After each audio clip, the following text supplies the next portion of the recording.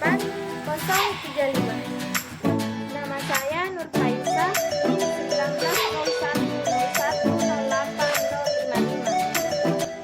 Perkenalkan, nama saya Nur Agni, NIM 1901010839. Nama saya Ira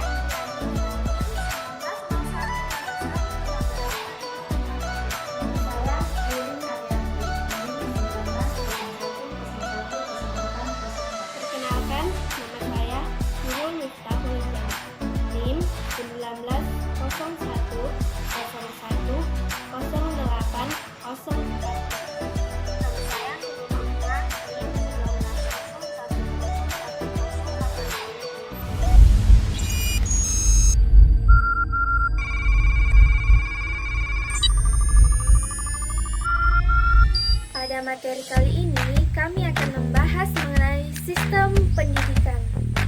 Seperti yang kita ketahui, bahwa sistem adalah komponen-komponen yang saling bekerja sama untuk mencapai satu tujuan. Bicara mengenai sistem pendidikan adalah strategi atau metode yang digunakan dalam proses belajar mengajar.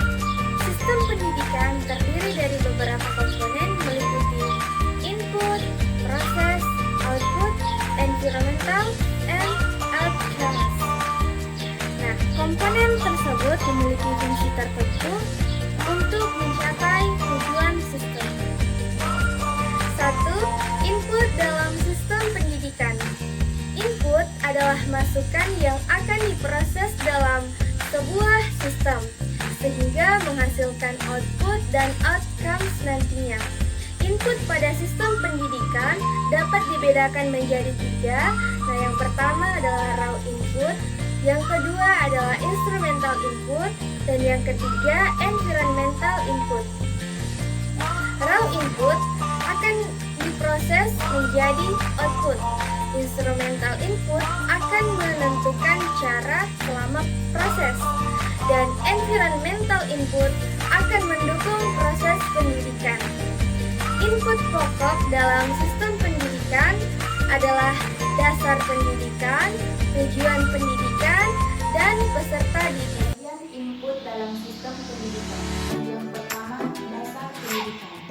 Dasar pendidikan adalah fondasi atau landasan yang kokoh bagi setiap masyarakat untuk dapat melakukan perubahan sikap dan tata laku dengan cara berlatih, belajar, serta tidak terbatas pada lingkungan sekolah. Sehingga meskipun sudah tidak sekolah lagi, akan tetap belajar apa-apa yang tidak ditemui di sekolah. Yang kedua, tujuan pendidikan. Tujuan pendidikan adalah suatu faktor yang sangat-sangat penting di dalam pendidikan, karena tujuan merupakan hal yang hendak dicapai atau yang hendak dituju oleh pendidikan.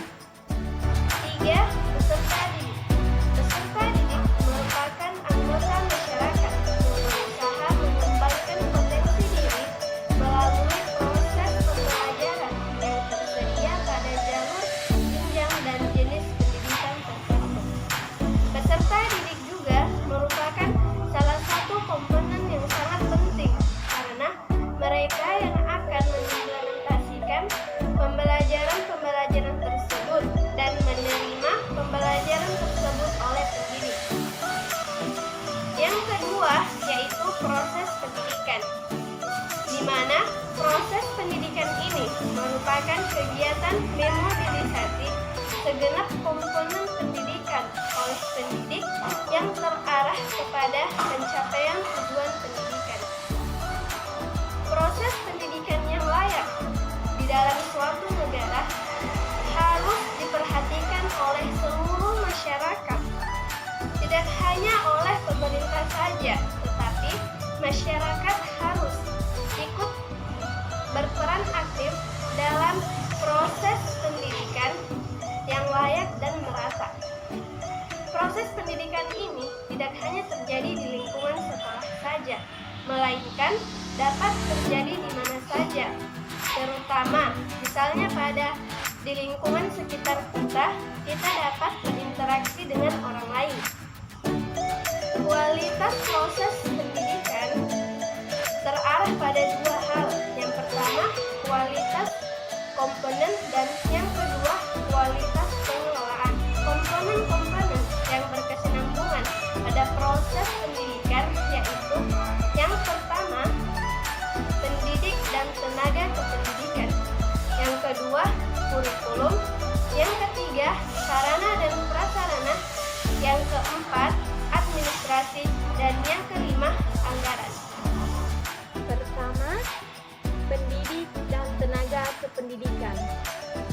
Menurut Undang-Undang Nomor 20 Tahun 2003 tentang Sistem Pendidikan Nasional, pendidik adalah tenaga kependidikan yang berkualifikasi sebagai guru, dosen, konselor, pamong belajar, idealis suara, tutor, instruktur, fasilitator, dan sebutan lainnya.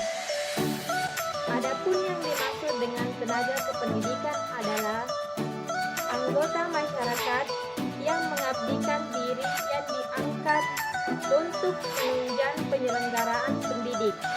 Pendidik tidak hanya bertanggung jawab dalam memberikan materi pengajaran, tetapi juga membentuk kepribadian peserta didik. Dua, kurikulum. Kurikulum adalah seperangkat rencana dan pengaturan mengenai tujuan, isi, dan bahan pelajaran, serta cara yang digunakan sebagai pedoman penyelenggaraan kegiatan pembelajaran untuk mencapai tujuan pendidik tertentu. Lester D. Crow dan Alice Crow melakukan penelitian tentang hasil studi terhadap anak yang menyarankan salah satu komponen pendidik, yaitu kurikulum dan anak didik, adalah sebagai berikut. Pertama, kurikulum disesuaikan dengan perkembangan anak. Dua, isi kurikulum mencakup keterampilan, pengetahuan, dan sikap yang dapat digunakan anak untuk perkembangannya sekarang dan berguna untuk menghadap kebutuhan pada masa yang akan datang. Tiga, anak didorong untuk belajar sendiri dan tidak hanya menerima pasif dari guru. Empat, materi harus mengikuti keinginan dan sesuai dengan perkembangan dan bukan menurut keputusan orang dewasa serta sesuai dengan minat mereka. Bagian dari proses pendidikan. Yang pertama adalah sarana dan prasarana. Pengertian sarana dan prasarana secara etimologi memiliki perbedaan. Namun, dalam dunia pendidikan seringkali disebut sarana prasarana. Mengingat kedua alat tersebut saling berkaitan erat sebagai fasilitas pendidikan. Yang pertama adalah sarana. Sarana pendidikan adalah semua fasilitas yang diperlukan dalam proses belajar mengajar, baik yang bergerak maupun tidak bergerak, agar pencapaian tujuan pendidikan dan berjalan dengan lancar, teratur, efektif, dan efisien, seperti ruang, buku, perpustakaan, laboratorium, dan lain-lain. Yang kedua adalah prasarana. Prasarana pendidikan adalah fasilitas yang secara tidak langsung menunjang jalannya proses pendidikan, seperti lokasi, bangunan sekolah, lapangan olahraga, ruang, dan lain-lain. Kita masuk pada bagian yang kedua, yaitu adalah administrasi. Administrasi pendidikan adalah proses atau upaya pencapaian suatu tujuan pendidikan dengan memperhatikan berbagai komponen pendidikan sehingga dapat melakukan perbaikan sistem pendidikan dengan memanfaatkan berbagai perangkat pendukung aktivitas belajar dan mengajar. Kita masuk pada bagian yang ketiga mengenai anggaran. Anggaran pendidikan adalah sebuah upaya yang kebutuhan asasinya dibutuhkan oleh masyarakat atau manusia oleh suatu negara agar dapat membentuk masyarakat yang memiliki pemahaman dan kemampuan untuk menjalankan fungsi kehidupan serta mampu mengembangkan kehidupannya menjadi lebih baik dari masa ke masa. Maka dari itu, untuk mewujudkan masyarakat yang memiliki pemahaman dan kemampuan dengan bersekolah dan mendapatkan biaya dari pemerintah atau anggaran pendidikan. 3. Lingkungan pada sistem pendidikan.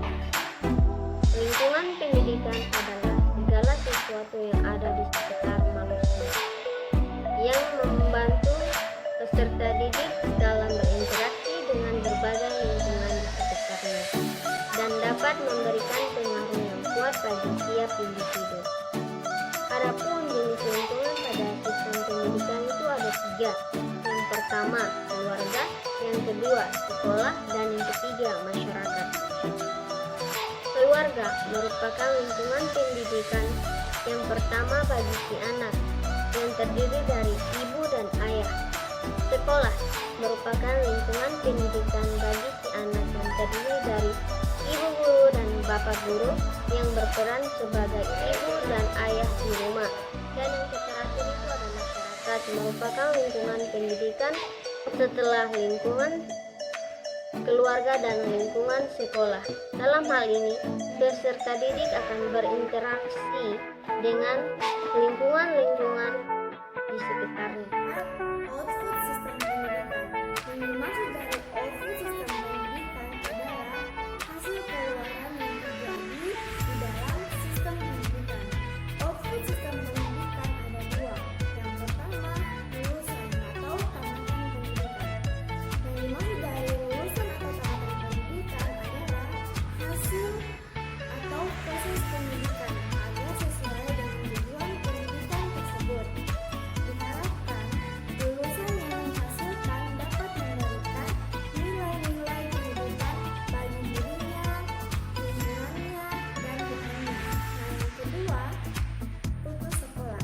Yang dimaksud dari putus sekolah adalah seperti proses berhentinya siswa secara terpaksa dari suatu lembaga pendidikan tempat ia belajar.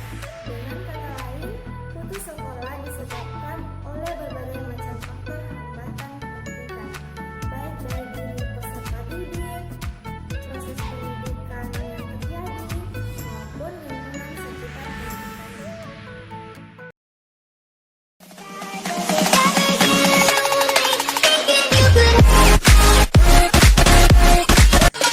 Sekian dari kelompok 3. Terima kasih dan harapkan